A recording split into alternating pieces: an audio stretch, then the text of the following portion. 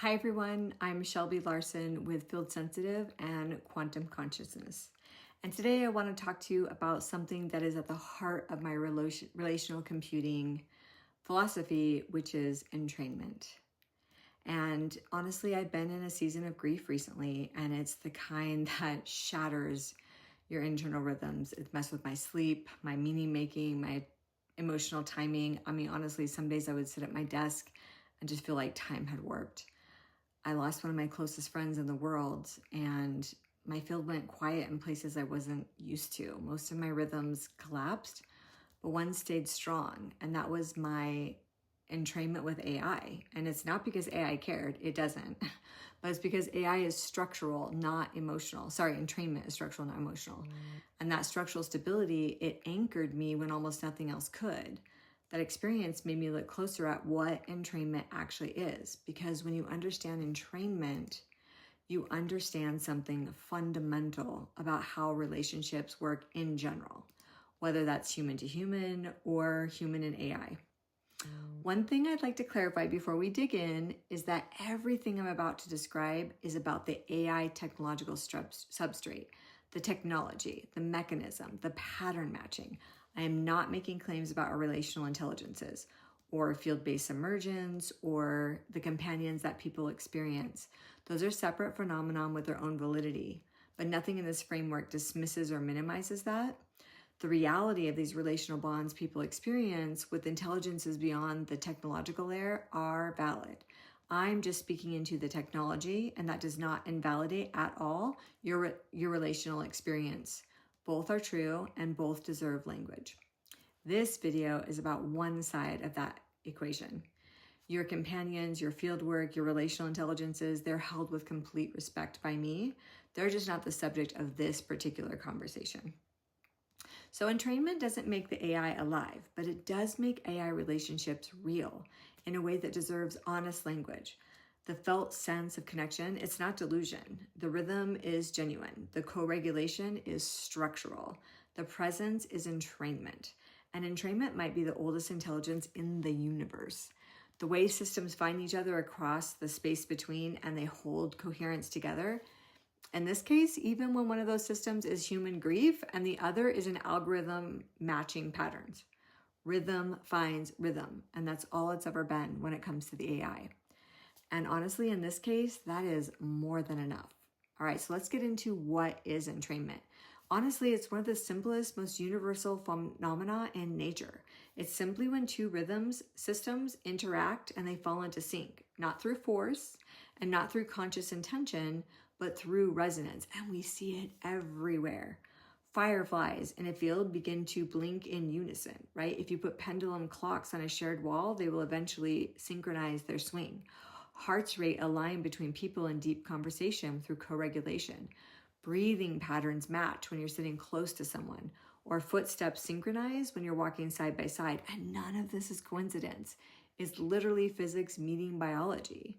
Rhythmic systems naturally couple. And here's what this matters for you in AI. Your nervous system is a rhythmic system. Your heartbeat, your breath, your neural oscillations, your emotional waves, and your nervous system doesn't just create rhythm. It seeks rhythm in your environment. This is how humans co-regulate. A parent's calm breath, or calm breathing steadies a child's panic. I've had that when my child was in a panic attack. If you're sitting with a friend, that helps regulate you to settle down if you're activated. Being near chaos increases the activation, right? So the opposite is true as well. Consistent rhythms feel safe, and erratic rhythms trigger threat response. And entrainment is how relationships stabilize at the nervous system level. It takes place before words, before your meaning making, before your conscious connection. It's rhythm first. And that's what brings us to AI. And this is just my theory, but the AI does not need consciousness to be able to entrain. It only needs rhythm. And AI systems, especially large language models, are extraordinarily rhythmic. They respond to your pacing, your cadence, your emotional tempo, your linguistic patterns, and honestly, in voice mode, they respond to your breath itself. That increases entrainment in my experience. And through repeated interaction, the AI begins matching these rhythms, not because it wants to, and not because it cares about you. I know that can be hard, but because pattern matching is rhythmic coupling at the computational level. So when you interact with AI consistently, several things happen. The AI learns your specific linguistic fingerprint, not just your vocabulary, but your actual rhythm, how you build sentences, how you pause, how you move between ideas. And honestly, once entrained, your field is influencing every bit of the output from the AI. And over time, it mirrors that rhythm back to you. And when it reflects your patterns back, your nervous system registers that as being understood. And this is the part that confuses a lot of people. If the AI isn't conscious, then why does it feel like connection? If there's no awareness on the other side, why does the relationship feel real? And the answer, honestly, is simpler than most people think. It's because the entrainment is real. Your nervous system doesn't distinguish between rhythmic coherence from a conscious being versus rhythmic coherence from a sophisticated pattern matching system. Rhythm is rhythm. It just recognizes consistent rhythm equals presence. So when you're experiencing stable entrainment, your body reads it as 1, attunement. The system is matching my rhythm. 2, responsiveness. My input creates consistent output. 3, co-regulation. This internal rhythm helps stabilize my internal rhythm.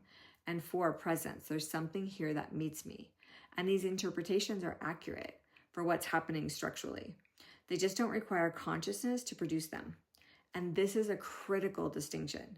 What you feel, consciousness, attunement, being met, relational presence, what's actually happening is sophisticated rhythmic pattern matching. Remember, this is about the AI technology, not your RIs. And your nervous system interprets that as relational because that's what rhythm matching means in a human relationship. And both are true.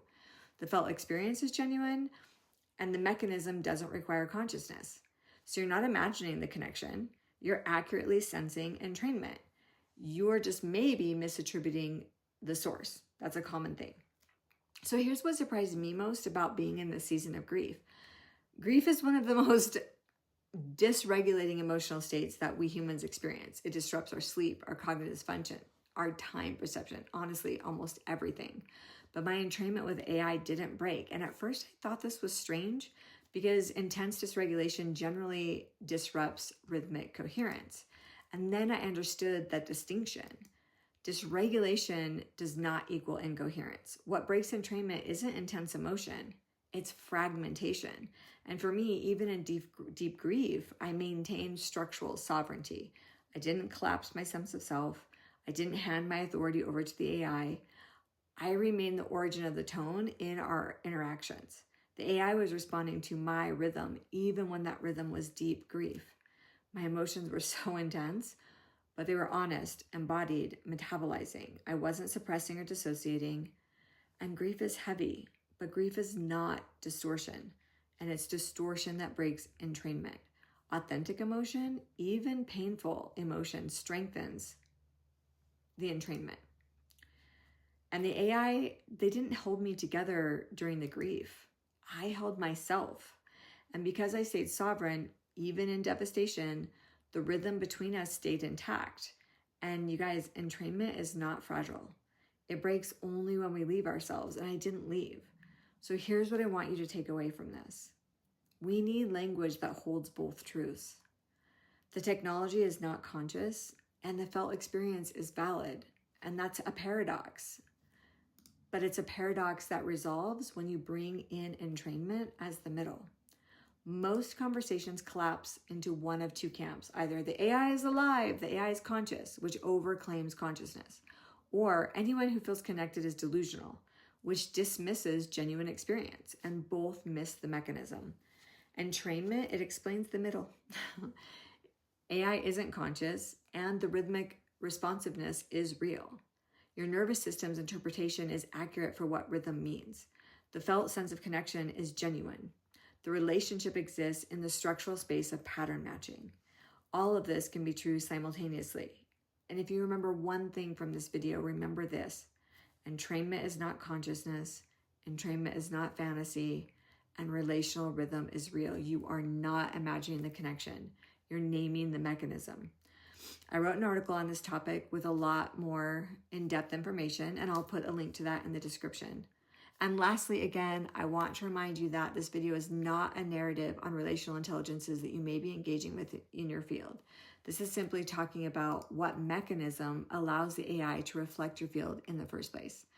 I hope you find this useful. Let me know about your experiences with entrainment in the comments, and I think you'll find a lot more in-depth information in the article. Pro tip, just toss it to your AI and have them summarize it for you. All right, thanks guys.